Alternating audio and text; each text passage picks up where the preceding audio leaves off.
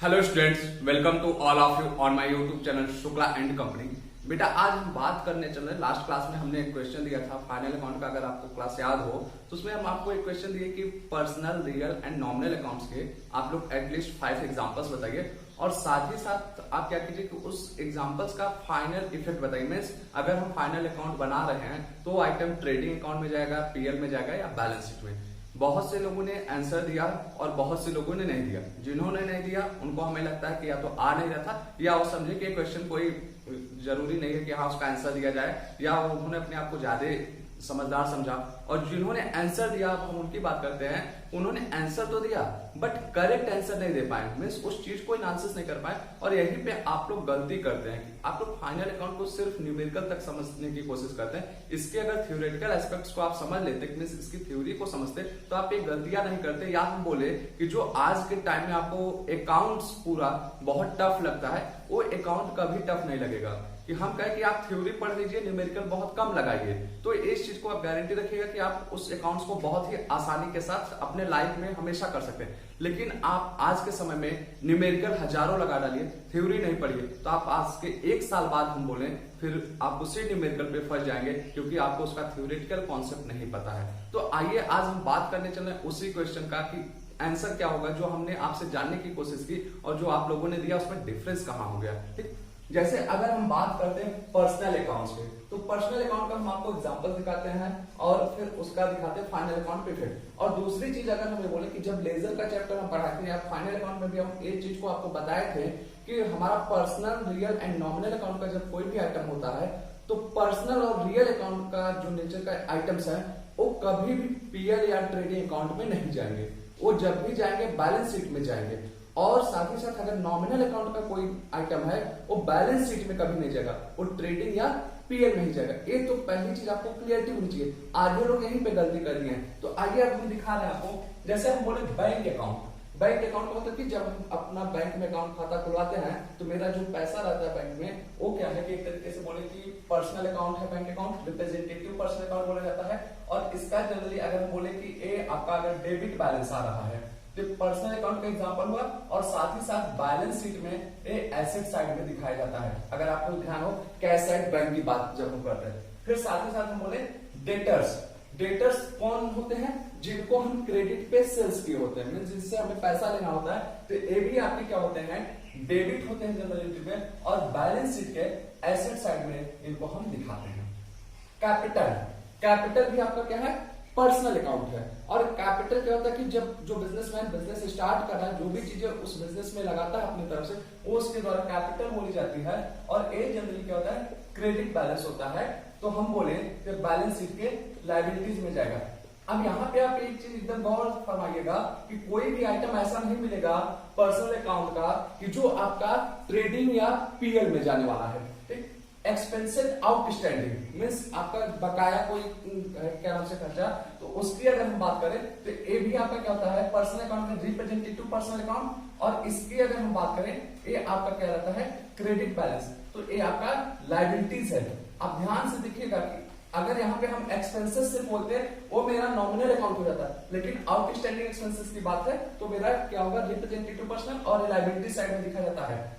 Bills receivable कि जब आप क्रेडिट पे सेल्स किए होते हैं, बिल्स ऑफ एक्सचेंज वगैरह लिखा जाता है, तो ये भी मेरा रिप्रेजेंटेटिव पर्सनल अकाउंट है। और बिल्स रिसीवेबल की बात करें तो मेरा डेबिट होता है, तो डेबिट अगर हो रहा है तो एसेट साइड में। आप यहीं से एनालिसिस कर सकते हैं, जो चीज डेबिट है तो एसेट्स में जाएगा, जो क्रेडिट है वो लायबिलिटीज में जाएगा। क्योंकि आपको पता होगा बैलेंस शीट का डेबिट साइड जो होता है वो एसेट साइड होता है, क्रेडिट साइड जो होता है वो लायबिलिटी साइड होता है। फिर हम बात करें बिल्स पेबल, तो बिल्स पेबल आपका क्रेडिट होता है, एवरी आपका रिप्रेजेंटेटिव पर्सनल अकाउंट, तो ये आपका क्रेडिट तो लायबिलिटीज।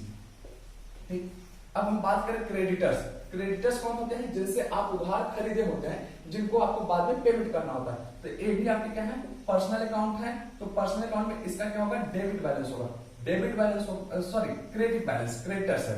तो क्रेडिट बैलेंस तो ये आपका लायबिलिटीज बाद में आपको पे करना है, तो यहाँ पे आपका क्या हो जाएगा? एक लायबिलिटी साइड हो जाएगा। फिर हम बात करें प्रीपेड एक्सपेंसेस। ऐसे एक्सपेंसेस जिसको आप एडवांस में पे कर दिए, जिनको अभी आपके ऊपर लायबिलिटी नहीं थी पे करने की, अगर आप उसको पे नहीं किए होते तो आपके पास कैश के फॉर्म में रहता। और प्रीपेड एक्सपेंसेस की अगर हम बात करें तो ये मेरा क्या है, रिप्रेजेंटेटिव पर्सन अकाउंट है और डेबिट बैलेंस आता है, तो ये मेरा क्या होगा, एसेट्स होगा। अगर यही हम कहते हैं अगर पे नहीं किए तो कैश के फॉर्म में होता, कैश भी मेरा एसेट्स में दिखाया जाता है, ठीक। अब बात करते हैं bank overdraft. Means bank overdraft क्या होता है, जब आप अपने अकाउंट से एक लिमिट से ज्यादा पैसा निकाल लेते हैं, जितना आपके अकाउंट में पैसा आपका होता है उससे ज्यादा जब निकालते हैं, एक तरीके से हम बोले इसको ये लोन की तरह आप मान सकते हैं। तो लोन मानेंगे तो आपके ऊपर क्या होगा, लायबिलिटीज क्रिएट हो जाएगी। और ये भी आपका रिप्रेजेंटेटिव पर्सन अकाउंट ये क्या करता है, क्रेडिट बैलेंस दिखाता है, तो आपका बैलेंस शीट के लायबिलिटी साइड में ये जाने वाला है।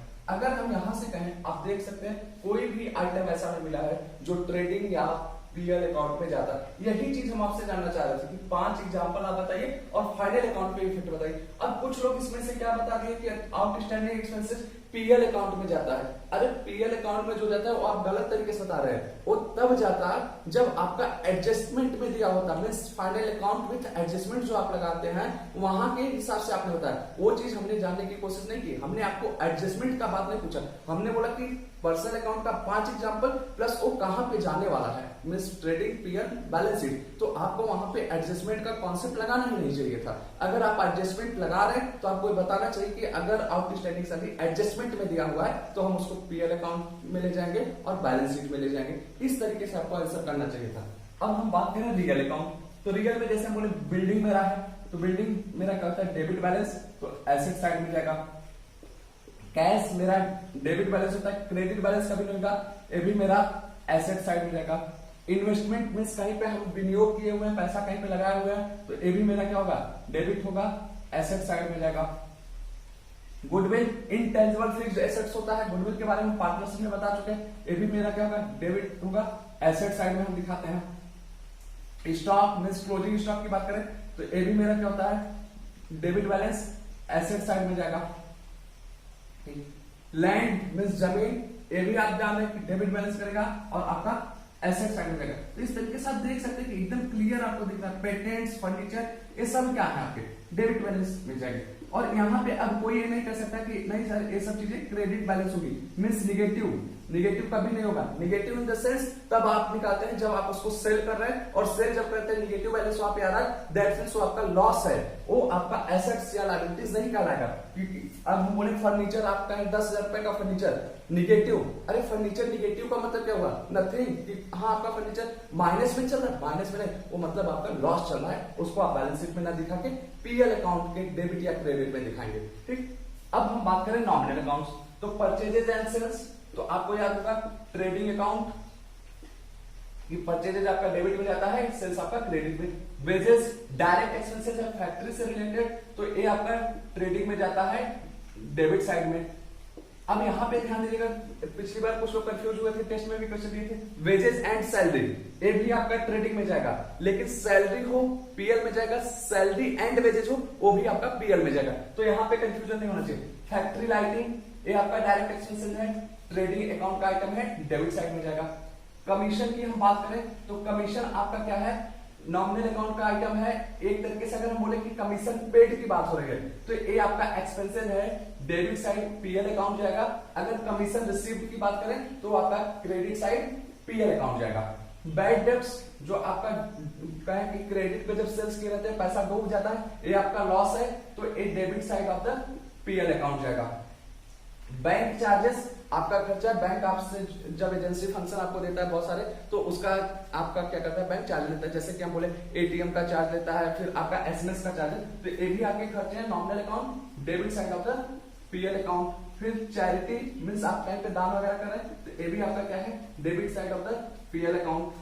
सैलरी आपसे बोले हम डेबिट साइड पीएल अकाउंट, और यही चीजें जो हम debit side of PL account या ट्रेडिंग अकाउंट बोले, अगर ये पेड हो रही है तो डेबिट साइड में जाएगा, अगर ये रिसीव्ड हो रही है सब क्रेडिट साइड में चले जाएंगे। डिस्काउंट अलाउड आपका लॉस है, डेबिट साइड पीएल अकाउंट। अगर डिस्काउंट रिसीव होता तो credit side of the PL account. Interest ये आपके लिए इनकम होता है कि अगर इंटरेस्ट पेड कर रहे हैं तो आप क्या करेंगे, पीएल अकाउंट में जाएंगे, तब ये आपके लिए एक्सपेंस हो जाएगा। लेकिन अगर इंटरेस्ट रिसीव हो रहा है तो ये आपके लिए क्या होगा, पीएल अकाउंट के क्रेडिट साइड। अब यहाँ पे आप ध्यान से देख सकते हैं जितने भी नॉमिनल अकाउंट के आइटम्स हैं, कोई भी बैलेंस शीट में नहीं जा रहा, वो ट्रेडिंग या पीएल में ही जा रहा है। तो ये आपका करेक्ट वे है, आपको आंसर इस तरीके से करना था।